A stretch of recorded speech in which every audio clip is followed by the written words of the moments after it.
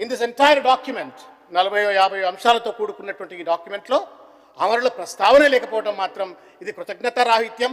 దయచేసి ప్రభుత్వం ఆ దృక్కోణాన్ని మార్చుకోవాలని చెప్పని రానున్నటువంటి ఒక బడ్జెట్లో అట్లీస్ట్ బట్టి విక్రమార్క గారు ఫైనాన్స్ మినిస్టర్ తప్పనిసరిగా ఆ తప్పును సరిదిద్దుకుంటూ బడ్జెట్లకు సరైన రీతిలో కేటాయించాలని చెప్పి నేను కోరుతాను అధ్యక్ష. I'm getting in to the declarations that they made అధ్యక్ష. దాదాపు 1, 2, 3, 4, 5, 6 డిక్లరేషన్ చేసిండ్రు. అందులో అత్యంత కీలకమైనటువంటిది అమరవీరులకు సంబంధించిన ఒక డిక్లరేషన్ అధ్యక్ష.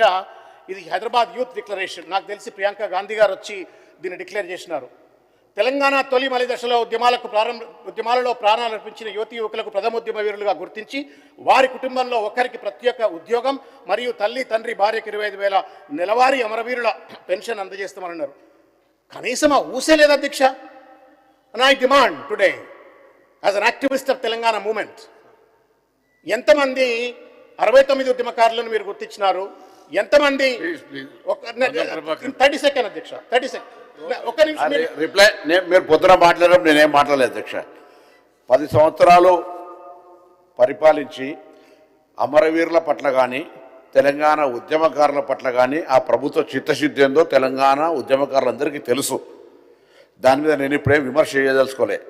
కానీ తెలంగాణ ప్రభుత్వం పక్షాన నేను గౌరవ సభ్యులకు కానీ తెలంగాణ సమాజానికి కానీ ఉద్యమకారులకు స్పష్టంగా తెలియదలుచుకున్నది, తెలంగాణ ప్రజాపాలన ప్రభుత్వం రేవంత్ రెడ్డి గారి నాయకత్వంలో మేము అందుకు సంబంధించినటువంటి కార్యాచరణ తీసుకొని పెద్దలు కోదండరామ్ గారు కానీ అధ్యక్ష దయాకర్ గారిని ఇప్పటికీ అనేక సందర్భాల్లో చర్చ చేసుకొని విధి విధానాలతోటి తెలంగాణ ఉద్యమకారులందరికీ సముచిత న్యాయం జరిగే విధమైనటువంటి కార్యాచరణ తీసుకొస్తున్నాం. దాన్ని రేపు మీరు ప్రశంసిస్తారు.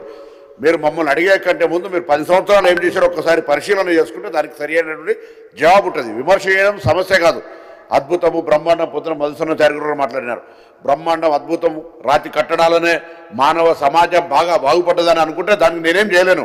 ప్రతి మాటలో ప్రతి స్పీచ్లో బ్రహ్మాండం అద్భుతం అనేటువంటి 2 పదాలతోటి మీరు మొత్తం మార్పు చేసినాం అని అనుకుంటే దానికి రాతి కట్టడాలతోటి నేను దాని అంశాన్ని డీటెయిల్గా వస్తలేను. గవర్నర్ గారి ప్రసంగానికి వారు రిప్లై ఇచ్చే హక్కు ఉంది, వారు ఇవ్వాలి.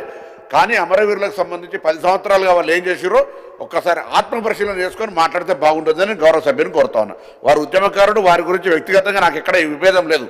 10 సంవత్సరాల ప్రభుత్వం చేయకుండా నిర్లక్ష్యం చేసి స్వయంగా వారి కుటుంబ సభ్యురాలే ఈరోజు వారిని నిందిస్తుంటే మమ్మల్ని పట్టుకొని అడిగితే లాభం లేదు అధ్యక్ష.